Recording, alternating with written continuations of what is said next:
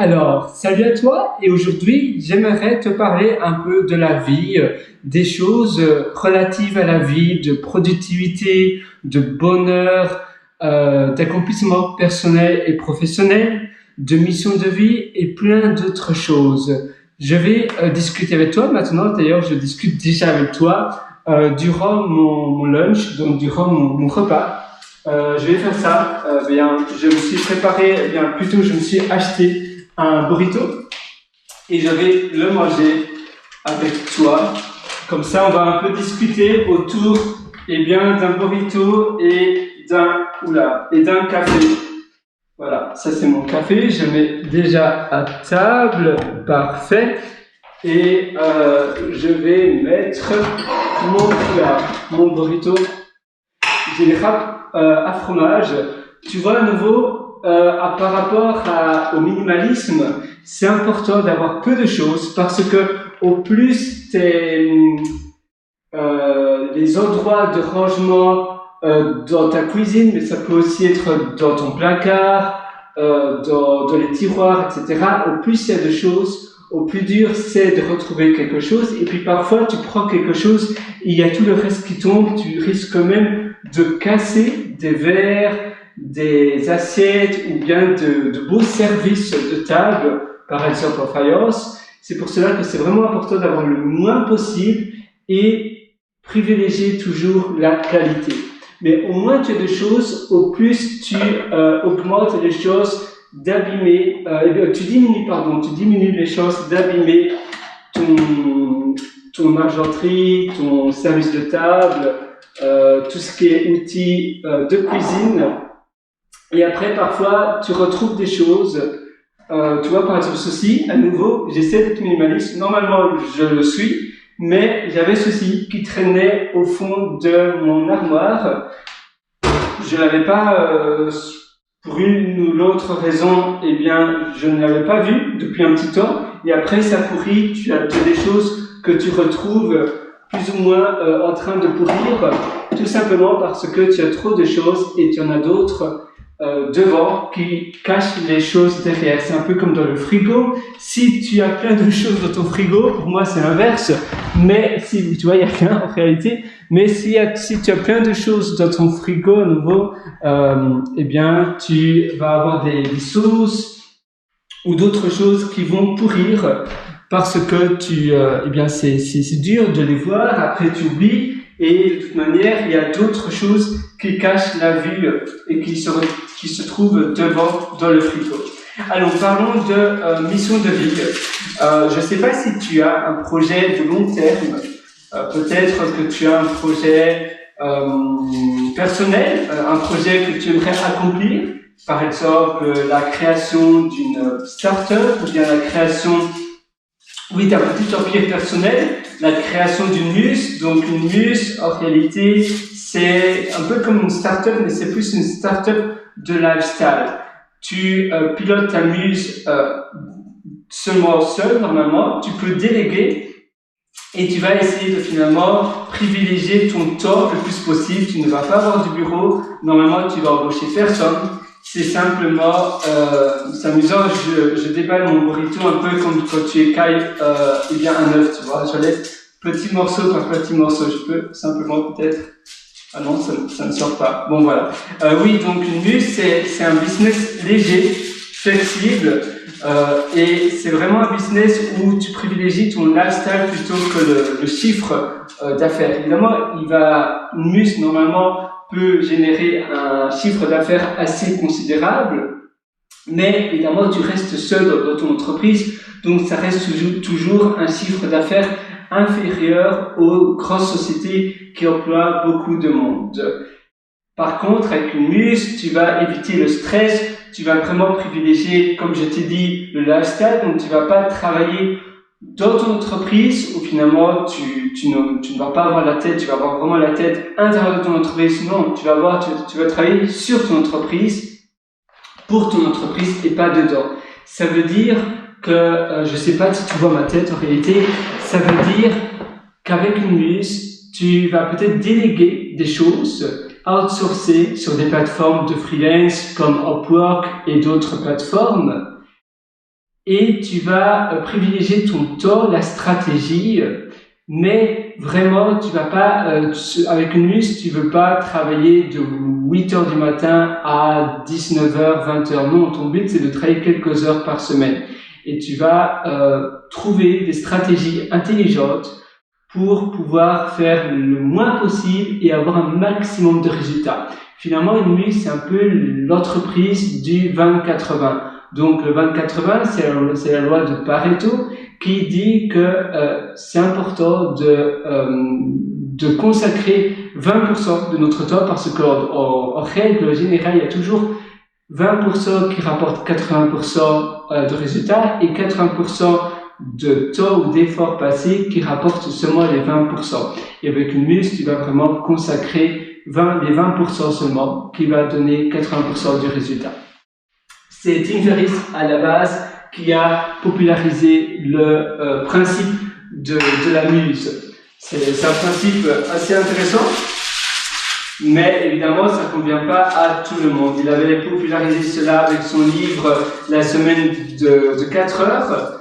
Il avait publié ce livre en 2004, si je me souviens bien. Et c'est vrai que maintenant son livre n'est plus... je pense qu'il y a eu 2 versions de mise à jour, mais maintenant, évidemment, les références qu'il met sont obsolètes, mais le principe est toujours là. Le mindset et le style de vie qu'il fait passer reste le même. Voilà, parfait. Alors, bon appétit, ou plutôt excellente dégustation.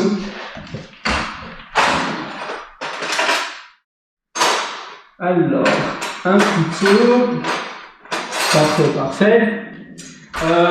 Je ne sais pas si tu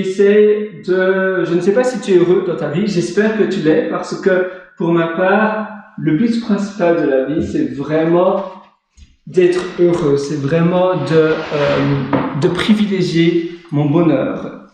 Mais parfois, tu consacres trop de temps à te dépasser, à essayer de montrer que tu es capable de faire plein de choses. Tu veux avoir une start-up parce que tu veux être fier, tu veux peut-être un peu te vanter ou avoir une certaine, montrer que tu es capable de le faire. Mais du coup, ça va évidemment diminuer la qualité de vie que tu as. Ça aura un impact un peu négatif et parfois très négatif sur ta vie personnelle parce que tu seras plus stressé, ça prendra beaucoup de temps dans tes journées. La même chose pour un travail peut-être que tu voudrais absolument avoir, être directeur général d'une entreprise ou autre chose. C'est peut-être quelque chose que tu rêves d'avoir, tu avais peut-être cela dans ta bucket list, mais une fois que tu fais cela, eh bien tu te rends compte que ça impacte fortement ta qualité de vie. Une muse, de l'autre côté, en revanche, eh bien, va te permettre normalement, si tu appliques bien les principes, c'est de travailler le moins possible pour avoir finalement le plus de rentrées possible et éviter tout ce qui est ennui. Ça veut dire les ennuis d'embaucher quelqu'un, les ennuis d'assurance, etc. Souvent, une muse, il y a beaucoup de personnes qui ont des muses, ils vivent en Thaïlande parce que la vie est moins chère également. Ils essaient de vendre leurs produits dans des pays européens ou bien américains, Australie et autres, dans des pays où évidemment le coût de la vie est plus élevé et ils peuvent vendre leurs produits plus chers. Et du coup, ils auront un revenu très conséquent. Ils peuvent vivre très bien leur vie seulement dans des hôtels de luxe, même en Thaïlande, en Asie, un peu partout en Asie. Mais c'est vrai que ça ne convient pas à tout le monde. J'aimerais maintenant te parler d'hygiène de vie. Tu sais, c'est très important de bien te traiter, de te traiter de manière bien envers toi-même, parce que parfois on vit seul et alors du coup pour l'une ou l'autre raison on laisse tout dégénérer, on fait plus trop le nettoyage, on mange mal, on mange directement, si on mange des pizzas qu'on se fait délivrer, eh bien on mange directement dans la boîte de pizza. On se traite vraiment mal et ça diminue ton estime de toi. ça diminue la perception que tu as de toi. Tu ne te traiterais pas comme ça si tu étais avec d'autres personnes, mais quand tu es seul, soudainement, tu changes. Et c'est triste parce que je pense que ça influe aussi sur notre bonheur personnel. Il y a des personnes qui adorent cela, mais je pense qu'à long terme, et aussi ça dépend quel âge tu as. Si tu es jeune, peut-être c'est amusant, c'est bien. Moi aussi d'ailleurs, je l'ai fait. Mais au plus les années passent, au plus tu changes et tu prends du recul, tu prends de la maturité. Et une fois que tu as 20, 22, 23, 24, 24 ans, tu te rends compte que tu préfères d'autres choses.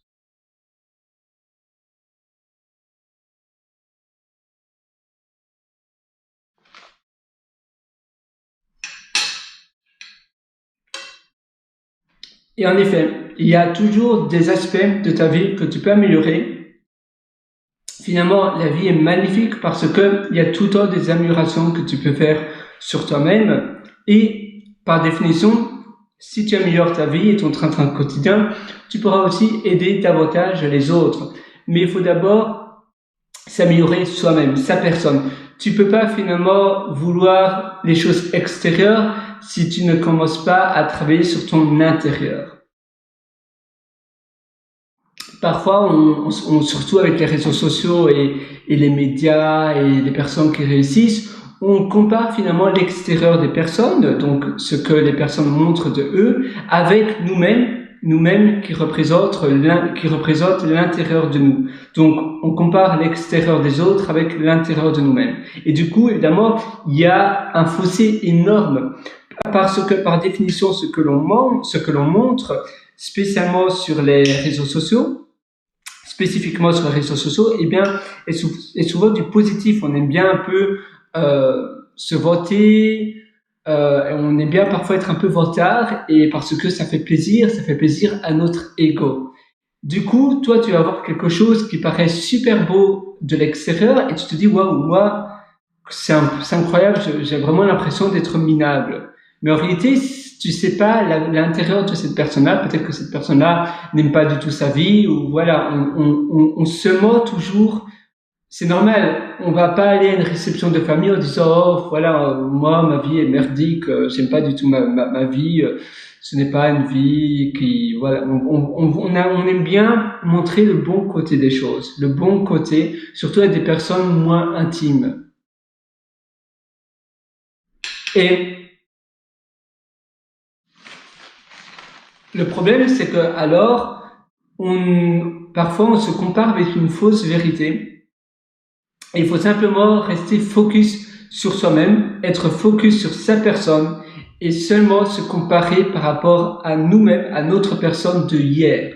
Si tu te compares à toi de hier, toi, Jean-Charles, Marie-Antoinette ou bien Philippine, eh bien, hier, comment tu étais? Comment tu te trouvais? Est-ce que tu étais bien, pas bien? Tu t'aimais, tu t'aimais pas? Et aujourd'hui, qu'est-ce que tu t'es amélioré dans ta vie? Il y a des choses que tu as peut-être mieux fait, tu as peut-être mieux mangé, tu as mangé plus sainement, tu as peut-être pu te réveiller plus tôt, tu as peut-être mieux fait certaines tâches, tu as pu gérer mieux ton temps et peut-être demain, tu vas pouvoir gérer encore mieux ton temps, tu vas pouvoir accomplir davantage, tu vas moins râler, tu vas être peut-être plus ouvert d'esprit, etc., etc. Donc tu vas te comparer. Tu peux aussi te comparer par rapport à toi de hier, mais pour le domaine professionnel. Si tu as une start-up, si tu as un business, si tu as une activité de freelance. Donc moi hier, en tant que freelance, j'ai fait ça et ça et ça, je me suis comporté de cette manière-là avec les clients, ils ont apprécié ça et ça et ça, comment je peux améliorer encore mieux aujourd'hui et comment je peux m'améliorer pour demain.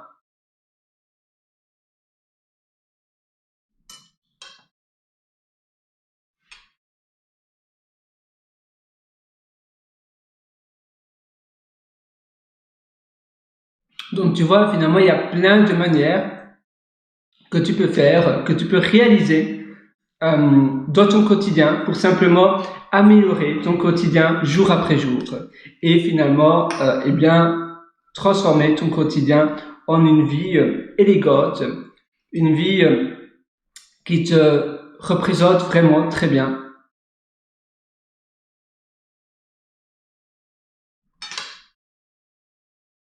Parce que oui, la vie, finalement, elle mérite vraiment que tu adhères à ce que tu fais chaque jour.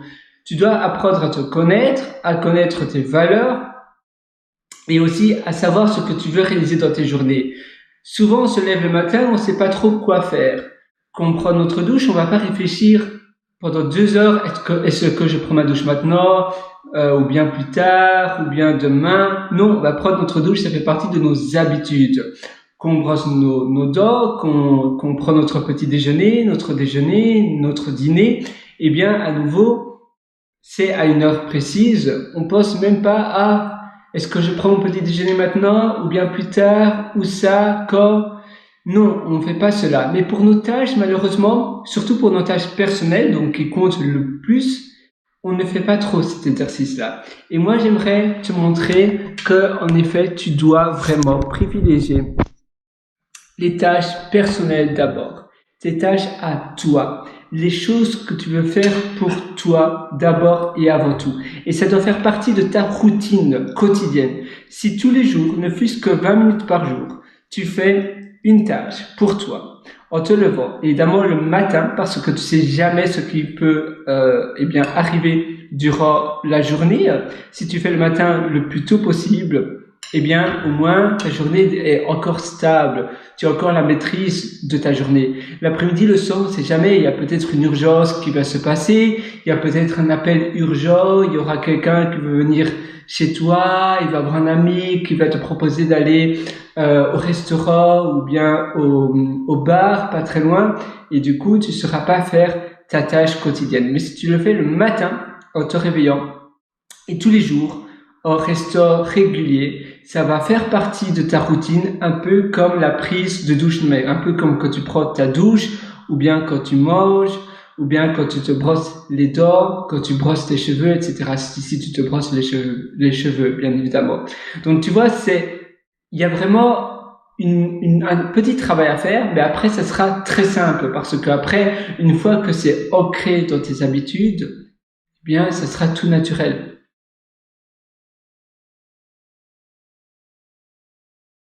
Et finalement, les habitudes, c'est un peu comme des addictions. Après, on le fait automatiquement et si on le fait pas directement, on se demandera, ah tiens, c'est bizarre, il y a un vide maintenant, je ne suis pas trop habitué. Pourtant, avant, tu le faisais pas, mais une fois que c'est vraiment dans le cycle de routine, en général, une routine se met en route après 3 semaines, 1 mois.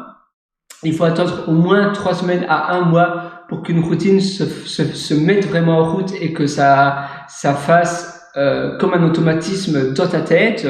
Donc que tu n'y penses même pas, tu sais directement, ah oui, maintenant j'ai fait cela. Et si ton planning est vraiment fait d'automatisme parce que tout est des habitudes, du coup là, eh bien, ça sera super simple parce que tu devras même plus penser. Ça sera vraiment la simplicité. Tu te lèves le matin, tu sais exactement quoi faire. Et puis après, tu sais exactement ce que tu veux faire par la suite, et puis par la suite, et puis par la suite.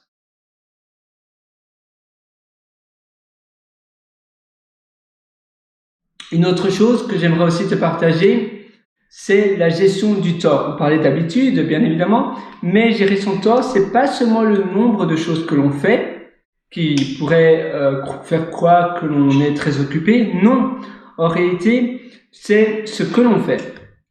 Ça veut dire qu'il y a des choses que l'on fait mais qui ne sont pas importantes. Donc, avant d'essayer de rajouter des choses dans tes journées, essaie de voir les choses que tu peux supprimer et ne plus faire, ne plus réaliser.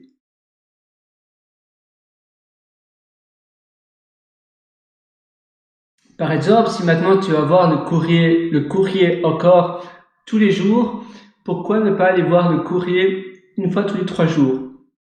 Sauf si tu as vraiment un colis très important et urgent que tu attends, mais en réalité, tous les 3 jours, ça va très bien. Je sais pas, je sais qu'il y a certains pays où maintenant le facteur ne passe plus tous les jours. Moi, pour ma part, le facteur passe tous les jours où je me trouve, mais je ne vais pas avoir le courrier tous les jours.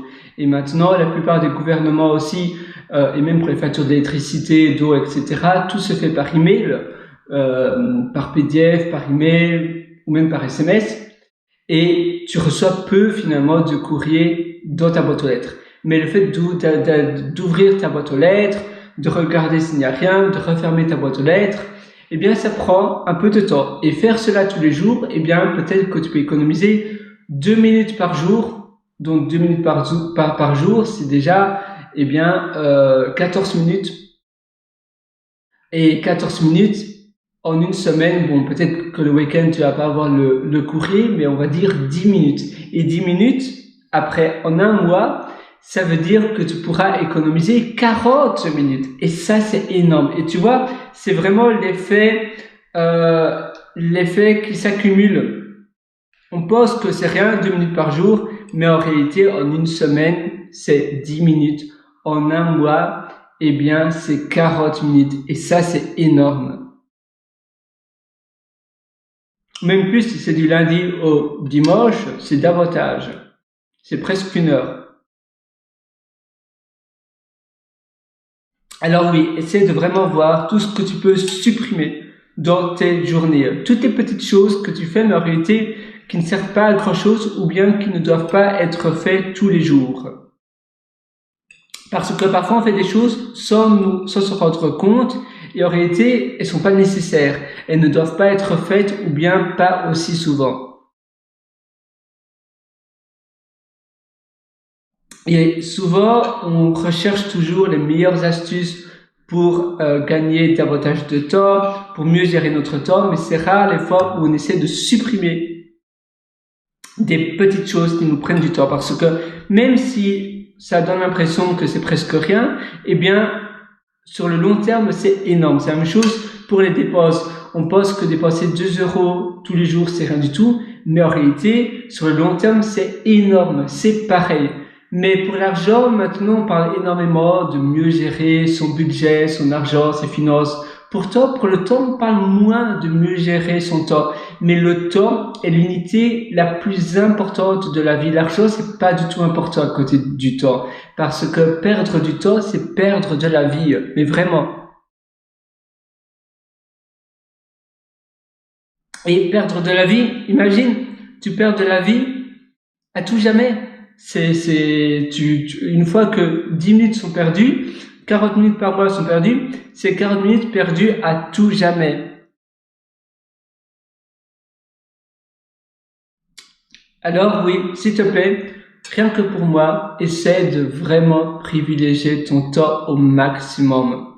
Parce que la vie est précieuse et elle ne mérite pas d'être gaspillée dans des choses qui n'en valent pas la peine. Parfois, c'est aussi des mini-habitudes que tu fais et qui ne servent pas à grand-chose. Il y a des personnes qui vérifient, par exemple, 6 fois d'affilée si leur porte est bien fermée, ou bien qui vérifient si le robinet est bien fermé pendant 10 fois, ou bien si le gaz est bien fermé pendant un nombre de fois. Une seule vérification, c'est bien, mais un nombre supplémentaire de vérification, c'est finalement une manie. C'est finalement on va dire, un tic négatif. C'est quelque chose peut-être pour nous rassurer. Mais à nouveau, c'est une perte de temps qui, sur le long terme, représente un nombre gigantesque de vies perdues de ta vie. Je veux surtout pas te culpabiliser, mais il faut agir maintenant, tout de suite. Si tu agis maintenant, tant mieux. Mais il faut pas remettre à plus tard, surtout quand on parle de gaspillage de vie, il faut pas remettre à plus tard ce que tu peux faire maintenant, tout de suite. Il y a ce fameux proverbe chinois qui dit que le meilleur moment pour planter un arbre, eh bien, c'était il y a 20 ans, parce que il y a 20 ans, si tu l'avais planté, maintenant l'arbre serait fantastiquement, beau, majestueux, grand, élégant. Mais si tu le plantes maintenant, tout de suite, dans 20 ans, il sera pareil. Il sera à nouveau un bel arbre dans ton jardin ou ailleurs. Et c'est pareil pour tes habitudes, c'est pareil pour les bonnes habitudes, pour tes habitudes, mais aussi pour les bonnes habitudes, pour les bonnes manières à avoir, pour les bonnes stratégies à avoir et pour les choses que tu veux réaliser. De toute manière, le bon moment n'existe pas. Tu sais jamais ce que le futur te réserve. Le futur, eh bien, il est inconnu par définition. Et si tu penses que dans le futur, ça se passera mieux, eh bien, nul ne le sait. Personne a de bout de cristal. Finalement, le meilleur moment, oui, c'est maintenant. Voilà, il n'y a rien d'autre à dire. Maintenant, j'aimerais parler de persévérance et de réalisation de choses. En effet, finalement, tout est possible. Je ne sais pas si... oui, j'espère que tu le sais, mais la seule limite qui est possible, c'est... Finalement, la seule limite, qui existe pour toi, c'est celle que tu t'imposes par toi-même dans ta tête, créée par par tes barrières limitantes, liées à ton éducation, liées à ton passé vécu, liées à l'environnement où tu habites, liées à peut-être la religion, liées aux lois peut-être, liées à plein de choses qui sont finalement plus ou moins abstraites dans un sens. Mais ce que je veux dire par là, c'est que c'est possible. Il y a toujours une manière de réaliser les choses. Et si tu le veux vraiment, eh bien, c'est facile. Il suffit en effet de le vouloir. Si tu le veux vraiment et que tu es obsédé par résoudre quelque chose, si tu es obnubilé et que tu as vraiment une persévérance instoppable, tu vas pouvoir arriver à tes fins, à ce que tu veux faire. Il y a toujours une solution. Parfois, il y a des personnes qui disent « Ah non, j'ai pas pu le faire ». Mais en réalité, peut-être ils ont échoué parce que ils n'étaient pas assez obsédés, ils ne le voulaient pas suffisamment fort. Mais si pour toi, c'est un vouloir, mais qui est juste instoppable et qui est indémesurable, tu vas pouvoir le réaliser. Donc oui, c'est possible à partir du moment où tu le veux vraiment, où tu le veux absolument. Donc en effet, il suffit de le vouloir de manière obsédique, c'est pas français, mais de manière vraiment, je sais même plus parler moi, mais tu dois vraiment être obsédé par ce que tu veux obtenir. Si tu veux être riche, si tu veux, voilà. Tout le monde peut arriver à quelque chose, même si c'est un rêve, peu importe où tu habites, de ton origine, voilà, finalement, il y a toujours des moyens, mais il faut vraiment mettre un niveau d'énergie parfois qui est démesuré. Tu sais, il y a cette espérance, je pense même pas que c'est une espérance, mais cette histoire réelle que normalement personne est capable de sauver une voiture. Mais il y avait une maman qui avait son enfant qui était coincé sous une voiture, et dans ces cas-là, il y a le corps humain. Tu supprimes toutes les limites et le corps humain développe une certaine dose de substance qui permet de supprimer la douleur et qui te permet finalement d'avoir presque des super pouvoirs. Et cette maman a réussi à soulever une voiture. Pourtant, une voiture, ça pèse plusieurs tonnes, pour pouvoir sauver son enfant. Parce que son enfant, c'est finalement, voilà, elle a senti son instinct maternel et c'est un peu comme décrocher la lune. Elle a soulevé la voiture pour pouvoir sauver son enfant. Même si en temps normal, personne ne sait sauver une voiture de cette manière-là, dans les moments où c'est vraiment des moments de vie ou de mort, surtout quand, voilà, c'est son enfant, c'est évidemment l'extension de soi, c'est le nouveau, non mais un enfant, ça provient de nous, du coup, eh bien, tu développes alors des super pouvoirs pendant un moment très très limité pour pouvoir sauver une personne qui est vraiment très chère ou bien qui est liée par le sang, comme ici la mère et son enfant, ou bien pour ta survie, et tu es capable de faire des choses incroyables. Tu développes peut-être un peu comme de la cortisone à l'intérieur de toi qui supprime la douleur, qui supprime plein de choses, et tu peux alors faire des efforts surhumains. Mais à nouveau, ça rejoint le principe que tout est possible.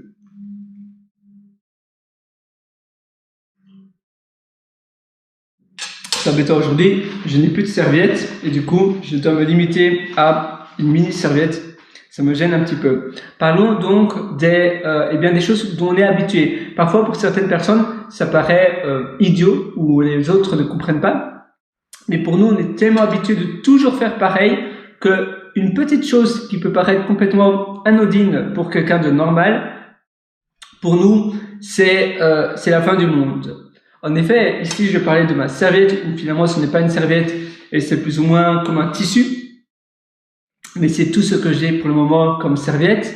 Ça peut paraître un peu vraiment sans importance pour peut-être la majorité des personnes qui voilà, toi peut-être.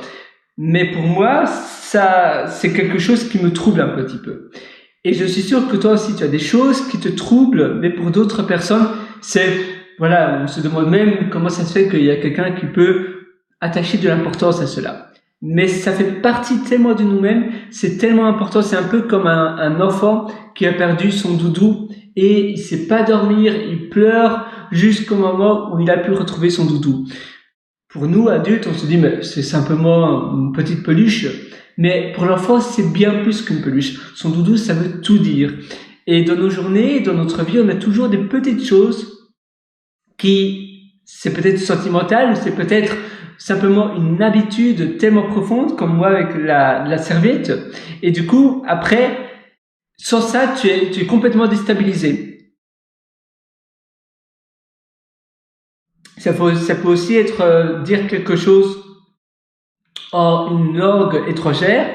Par exemple, si tu as l'habitude de toujours, si tu fais des prières et que tu as toujours l'habitude de faire la prière dans une langue spécifique et puis du jour au lendemain, tu le fais dans une langue étrangère, même si tu connais très bien cette langue, ça va te paraître pas très naturel. Ou bien parler à tes parents dans une langue que toi tu pratiques souvent, mais avec tes parents, tu parles toujours la langue maternelle qui est une langue différente. Et du coup, si tu essaies de t'exercer une langue qui n'est pas ta langue maternelle avec tes parents, tu vas trouver ça un peu choquant, un peu déstabilisant. Eh bien, c'est pareil. Et ça montre bien à quel point le cerveau est finalement habitué à faire des choses de la même manière. Il y a des personnes qui sont gauchers, mais pour l'une ou l'autre raison, ils font quelque chose d'autre avec la main droite. Par exemple, je connais même quelqu'un qui n'a pas l'habitude de manger avec un couteau et qui mange souvent avec une cuillère et une fourchette. Et cette personne-là est gauchère. Et cette personne-là mange avec la fourchette de la main droite. Pourtant, elle est gauchère. Donc, c'est encore plus choquant. Mais en réalité, non, c'est pas choquant. C'est pas pour cette personne-là parce que cette personne-là m'a dit qu'en règle générale, elle mange avec une cuillère et une fourchette. Et du coup, la cuillère, elle la prend de la main gauche et la fourchette de la main droite. Et c'est pour cela qu'elle a pris l'habitude de toujours manger avec la fourchette de la main droite, comme cela. Et c'est pareil, mettons moi, je suis gaucher également, mais mon PC, mon ordinateur, si je l'utilise avec une souris, un mouse, eh bien, j'utilise la souris toujours de la main droite, parce que j'ai commencé à utiliser les ordinateurs de la main droite, la souris de la main droite. Et maintenant, ça serait vraiment bizarre pour moi de prendre la souris de la main gauche. C'est des petites choses, mais parfois, ça prend beaucoup d'importance. Et c'est vrai que ça montre bien la puissance des routines et la puissance de ce que nous on est habitués, la puissance de ce que l'on pense possible et pas possible. C'est simplement créé par le passé, par notre éducation, et donc ça nous crée des barrières limitantes. Mais on a tous finalement une vision différente de voir la vie, on a tous des lunettes différentes et on perçoit plus ou moins tout de manière différente. La perception est vraiment liée au passé, aux expériences passées, à de où on vient, à notre éducation, à notre background, à la famille d'où on vient. Et quand on voit des choses qu'on pensait même pas possibles, on se dit waouh, c'est un peu comme un électrochoc. On se dit est-ce que c'est possible de faire cela? Et en réalité, oui. Une fois, j'étais dans un hostel et il y avait quelqu'un qui mangeait ses pâtes avec ses mains. Et en réalité, cette personne-là était tout à fait habituée. Pour lui, c'était bizarre de manger avec des couverts, parce que cette personne-là vient d'Inde et du moins dans certains états de l'Inde, on mange avec nos mains. Et pour cette personne-là, c'est justement l'inverse qui est plus ou moins choquant, mais pour nous, c'est manger avec les mains, ça peut paraître un peu choquant, surtout dans un pays qui est western, un pays, je veux dire, qui est occidental, mais cette personne-là venait de l'Inde, c'est pour cela qu'il mangeait avec ses mains. Et en réalité, il n'y a rien qui est bizarre ou pas bizarre, c'est simplement que nous, on est tellement habitués à une chose que l'on pense que une chose différente est bizarre. Mais pour ces autres personnes, c'est ce que nous on fait qui est bizarre. Et à nouveau, ça montre bien comment on peut se limiter et comment notre imagination peut être limitée aussi par ces barrières mentales. Alors oui, parfois il faut faire des choses complètement différentes pour pouvoir obtenir davantage de créativité et pour pouvoir débloquer la limite du possible et ainsi les champs de l'impossible t'ouvriront parce que tout sera possible du coup. Donc voilà, essayez de méditer sur ce sujet parce que finalement tout ce que l'on fait sont basés, toutes les choses que l'on crée, tout ça c'est basé sur ce que l'on a seulement vu. C'est pour cela que voyager aussi, même si maintenant tous les pays deviennent plus ou moins uniformes, mais voyager, c'est une expérience incroyable parce qu'il y a toujours des pays où les habitudes sont différentes, même si je ne sais pas si c'est bien ou pas bien, mais la plupart des pays commencent à avoir les mêmes habitudes et le même style de vie. Donc il y a moins de fossés, mais les fossés restent encore existants de nos jours. Et ça va vraiment t'ouvrir l'esprit et c'est une expérience super gratifiante, je trouve. Surtout aller dans des pays où tu te sens vraiment dépaysé, comme l'Asie, peut-être dans les pays nordiques également, mais non, en réalité pas vraiment. J'y ai été, ou bien dans les petits villages. Évidemment, dans les villages, la situation est différente.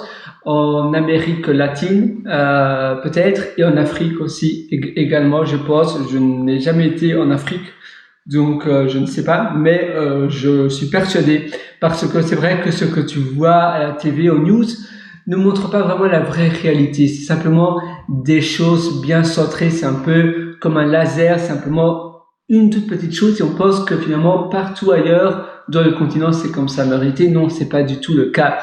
On montre simplement une image spécifique et on généralise directement sur l'ensemble du pays ou bien sur l'ensemble de la population. Voilà, j'espère que tu as aimé cette discussion. Tu peux d'ailleurs me dire si tu as des sujets que tu aimerais bien discuter avec moi. J'aimerais bien justement avoir de tes retours. Je trouve ça vraiment très enrichissant. Sur ce, je te souhaite une excellente fin de repas si tu es en train de manger ou bien une excellente journée. Tu peux toujours me rendre visite sur mon site pierrewriter.com, donc c'est pierrewriter.com et je te souhaite une excellente vie ou un excellent moment en lisant mes articles également. À très bientôt.